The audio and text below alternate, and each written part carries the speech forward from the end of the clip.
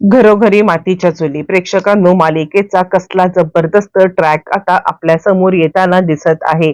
आपण पाहतोय की या सगळ्यामध्ये जानकी अनेक प्रयत्न करून सुद्धा कारस्थान समोर आणण्यामध्ये अयशस्वी ठरत असली तरी सुद्धा मात्र आता जानकीने तोडा आणि फोडा आणि राज्य करा हे मात्र आता इकडे रूल केलेला आहे. डिवाइड अँड रूल हा मात्र आता तिने योग्य मार्ग निवडलेला आहे आणि तिने राहुल आणि इकडे आता शर्वरी या दोघांच्या मध्ये आता अशी काहीतरी फूट पाडलेली आहे की ज्याच्यामुळे मात्र आता राहुलला शर्वरीवरती फुल टू डाऊट आलेला आहे आणि या सगळ्यामध्ये शर्वरी आपल्या सुद्धा जीवाचं काही बरं वाईट करू शकते ही ज्या वेळेला राहुलच्या मनामध्ये भावना निर्माण झाली त्याच वेळेला मात्र आता राहुलने कोणत्याही प्रकारचा म्हणजे हे न करता आडपडदा न ठेवता डायरेक्ट इकडे आता जे काही आहे ते सगळ्यांच्या समोर सांगितलंय कशा पद्धतीने शर्वरीने अनेक म्हणजे 2 खून केले त्यामुळे आपला सुद्धा खून करायला ती काही कमी करणार नाहीये हे त्याला कुठेतरी मात्र आता जाणवलेलं आहे आणि त्याचमुळे त्यांनी आता सगळ्यांच्या समोर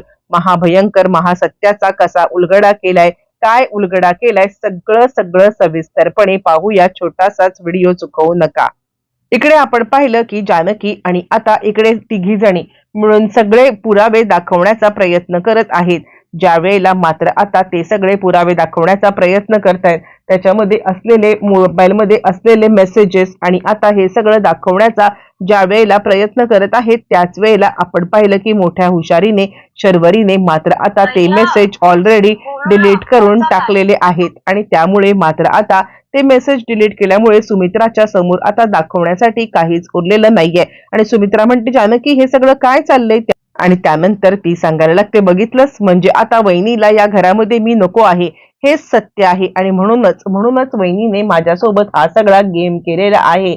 वहिनी आता हे सगळं जे काही करते ना ते फक्त याच कारणासाठी करत आहे की तिला मी या घरामध्ये कोणत्याही परिस्थितीमध्ये नको आहे असं म्हटल्यावर ती मात्र आता लगेचच इकडे सांगायला लागते ते म्हणजे सगळेजण म्हणतात की असं का करेल म्हणजे आता इकडे जानकीला असं का वाटेल आणि त्यावरती सारंग म्हणतो जानकी वहिनी मेसेज गेले तरी कुठे यावरती जानकी म्हणते मला खरंच काही माहित नाहीये पण ह्याच्यामध्ये मेसेज होते आणि ते मेसेज डिलीट झालेले आहेत. यावरती शर्वरी म्हणते वहिनी अगं किती खोटं बोलशील आणि त्यावरती मात्र आता जानकी सांगायला लागते वंश कोण खोटं बोलतंय कोण खरं बोलतंय हे आता मी या सगळ्यामध्ये तुम्हाला दाखवणार आहे.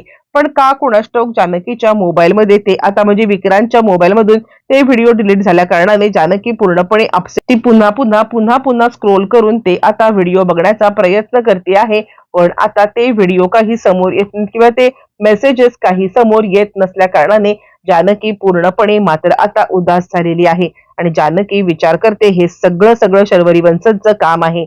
आपण कितीही त्यांना आता म्हणजे हे करण्याचा प्रयत्न केला किंवा कितीही आपण आता सत्य सांगण्याचा ओरडून प्रयत्न केला तरी कोणीही या सगळ्यामध्ये आपलं आता सत्य मान्य करणार नाहीये आणि त्यामुळे आता मात्र एकच गोष्ट आपल्याला करायला लागेल आणि ते म्हणजे मात्र आता या दोघांच्यातच फूट पाडून या सत्याचा उलगडा आपल्याला करून घ्यायला लागेल आणि त्यासाठी साम दाम दंड भेद काहीही करायला लागलं तरी सुद्धा मी या सगळ्यामध्ये हे करायला तयार आहे असं ती विचार करते आणि शर्वरी मात्र आता पेटून उठले. बोल वहिनी काय झालंय तू आता काय सांगण्याचा प्रयत्न करते आहेस असं म्हटल्यावरती मात्र आता ती सांगते वंश तुम्हाला सुद्धा माहिती आहे की हे सगळं काय झालंय.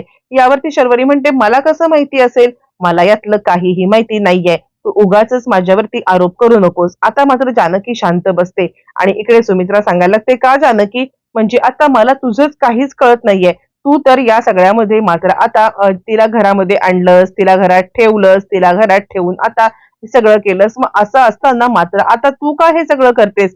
यावरती शर्वरी सांगते मी सांगते का करते म्हणजे कसं आहे ना तिला मोठेपणा घ्यायचा होता पण या सगळ्यामध्ये काय होते माहितीये का मी या घरात आल्यापासून तिला आता एक इन्सिक्युरिटी वाटत असेल की कसं काय होईल माझं सगळे सत्ता निघून जाईल असं काहीतरी तिला वाटत असेल म्हणून कदाचित ती हे सगळं करते.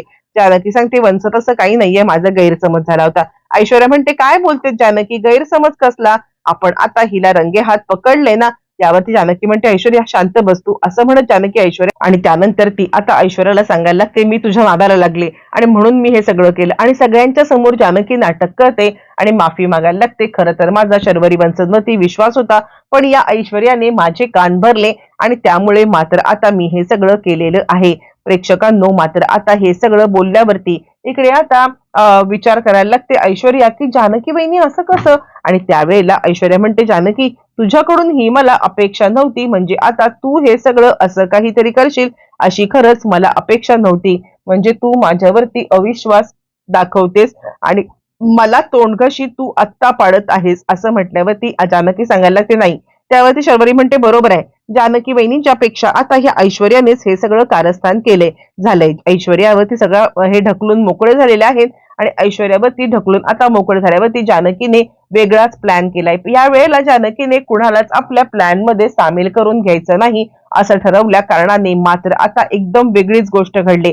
जानकी आलेली आहे ती म्हणजे आता इकडे राहुलकडे आणि ती राहुलला सांगायला लागते राहुल मला तुझ्याशी काहीतरी महत्वाचं बोलायचं आहे. राहुल म्हणतो काय झालं. यावरती ती म्हणते खरं तर मला तुझी माफी मागायची आहे, कारण या सगळ्यामध्ये तू आता खूपच भरडला गेलेला आहेस.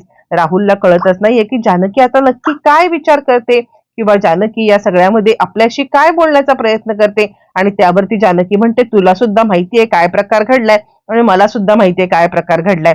मला तुला फक्त इतकंच सांगायचं आहे की काहीही झालं ना तरी शर्वरी वंशजपासून सावध राहा, कारण जी मुलगी आपल्या वडिलांची होऊ शकली नाही, जी मुलगी इतके वर्ष ज्याच्यासोबत संसार करू शकते त्या माणसाची होऊ शकली नाही तर ती तुझी होणं आणि त्यानंतर मात्र आता लगेचच इकडे जानकी सांगायला लागते कारण कारण या सगळ्यामध्ये आता तुझ्या जीवावरती सुद्धा कधीतरी बेतू शकतं आणि ही गोष्ट तू आता मान्य कर की काहीही झालं तरी शर्वरी वंशजनी 2 खून केलेत आणि 3रा खून पण त्या करू शकतात. असं म्हटल्यावरती मात्र आता इकडे राहुलच्या मनामध्ये कुठेतरी संशयाची मात्र आता ठिणगी पहिली पडलेली आहे. ज्या वेळेला राहुलच्या मनामध्ये संशयाची ठिणगी पडले आणि त्यावेळेला तो विचार करतोय की जानकी वहिनी बोलते तेच खरं आहे.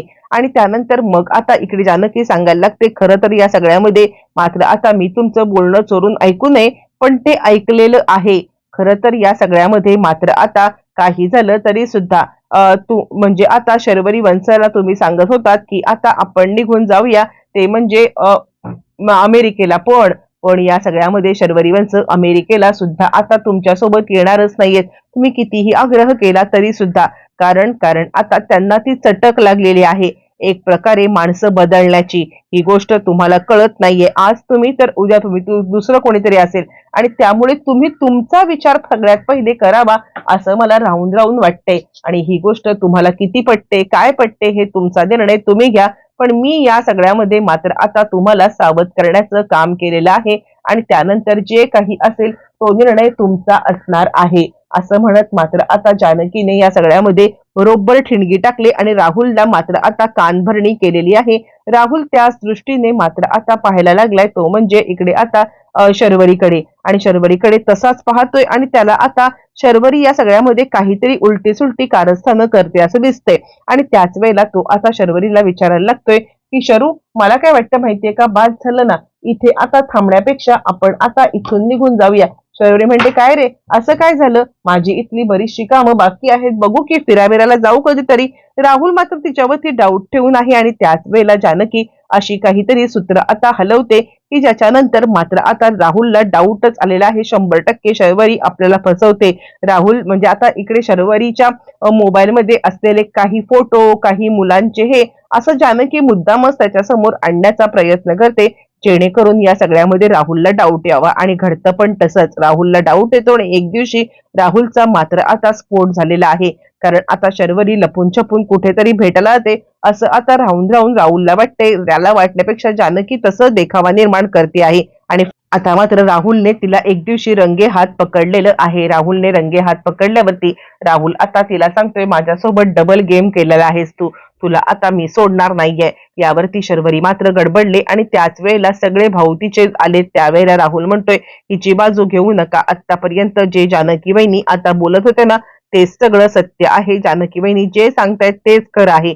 हिनेच आता विक्रांतला मारले, हिनेच मारलेला आहे नानांना आणि आता यानंतर हिने माझा नंबर लावलेला आहे. ते काही नाहीये, काहीही झालं तरी सुद्धा हिला कधीच माफ करणार नाहीये. आणि मग तिने कशा प्रकारे हे सगळं केलंय, कशा प्रकारे नानांना मारले, अनेक गोष्टींचे उलगडे ज्या वेळेला राहुलने केलेत त्यावेळेला मात्र आता सगळ्यांचे धाबे दणाणलेले आहेत. सगळेजण याच्यामध्ये घाबरून पाहत आहेत आणि राहुलचा खुलासा मात्र आता इकडे पोलिसांनी सुद्धा ऐकल्या कारणाने पोलीस सुद्धा शर्वरीला अटक करणार.